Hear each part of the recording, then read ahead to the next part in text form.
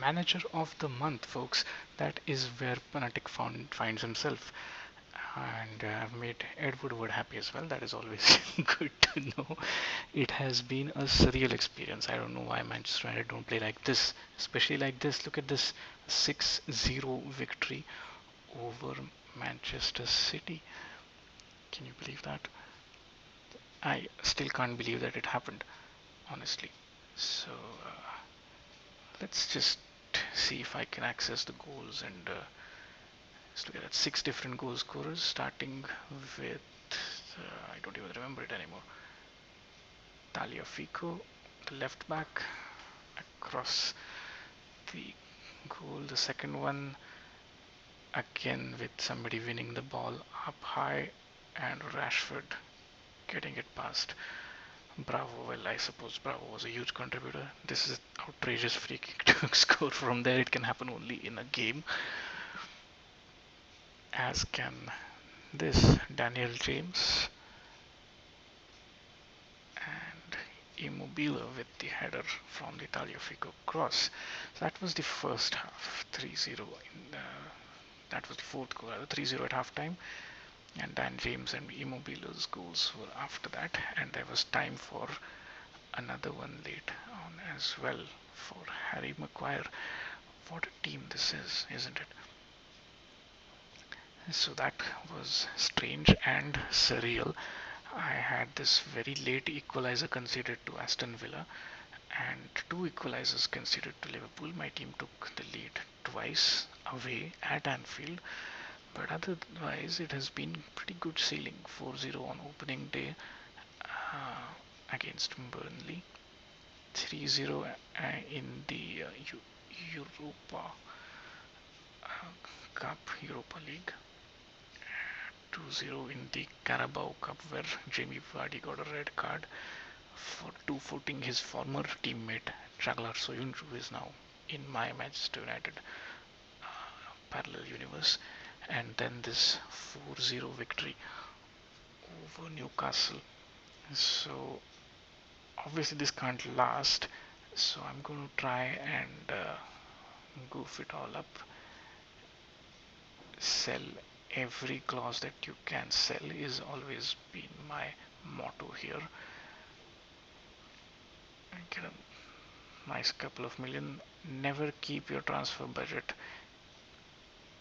anything above zero when it's not the transfer window, because some of your payout transfer clauses might just get activated and you lose that money. It can be very snide, especially when you have a board like that of Manchester United. So anyway, what I was about to start talking about was this upcoming away game in the Europa League against AZ Alkmaar, which I think will be where my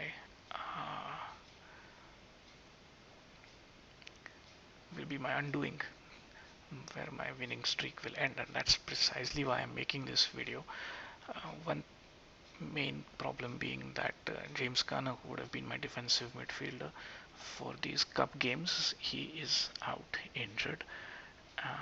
Bruno has recovered from injury, but I have to now keep him on the bench instead of out of the squad altogether.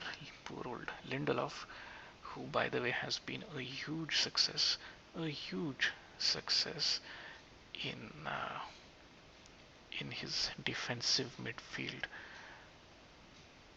position. Look at this. Every game he has gotten rated very highly. 8.4, 8.6, 7.2, 7.6. Look at that. 6.8 is his lowest rating. I call that a masterstroke, if I may. Converting Victor Lindelof to defensive midfield, I think, is the best thing that I ever did. But now I'm going to have to do something with Phil Jones as well, and that can't be good, can it? So let's see where this leads us to. Poor old Victor Lindelof is going to have to play 3 games this week, and I don't like doing that in Football Manager. It invariably leads to an injury. But then I've got other people injured without doing anything. I forgot to switch out De Gea, so that is terrible. Sorry, Sergio Romero. That's not a good sign. So I already give you one trick that I always use when I'm playing Football Manager. Whenever I have a transfer clause which I can sell, I invariably take up that option and I do not leave anything in my transfer budget. I convert all of that to my wage budget. That should have been a goal.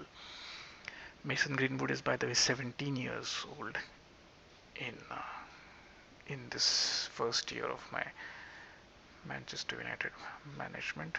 Dan James, not bad, good dribbling, but then fails to finish. So the Manchester City game, which I won 6-0, which I still don't know what I did special. It was the same team. I don't know what. That match had a similar ring to it. Every highlight that was shown by the game's engine involved a Manchester United attack. And look at this, the possession stats are in favor of the home team, AZ. Doing some pretty good counter attacking. Look at this. Once again, this looks like it's going to be another Manchester United attack. Or did I speak too soon? Brendan Williams hits it wide.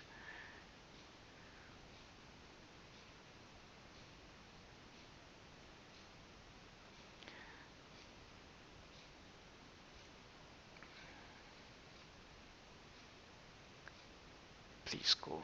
Oh, come on. Good save, I suppose, but really should have gone for the near post.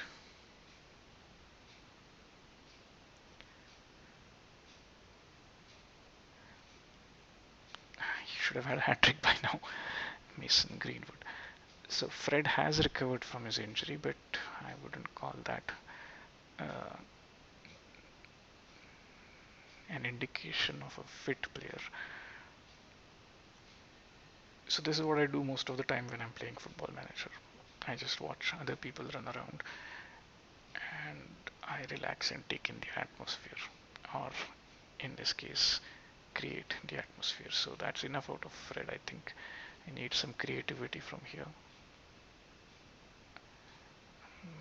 Let's bring Bruno on for him.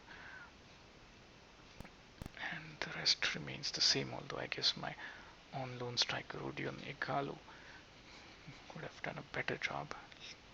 Dan James and Mason Greenwood both need to be taken off the way they are performing. But as I have experienced so far in my Football Manager career, whenever I put in all my transfers before the 75th minute, somebody gets injured or shown the red card. So I always make my third substitution on the 75-minute mark, and I am at a loss as to what to do. I'm just going to give poor old Victor Lindelof a break and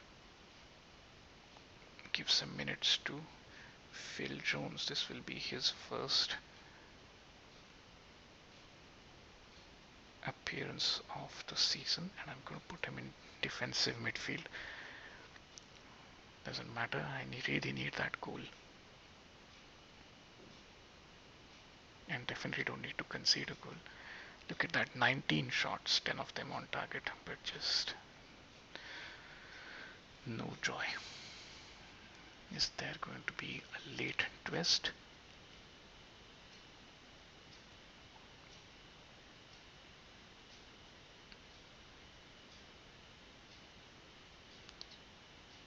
No, there isn't. Well, that's that.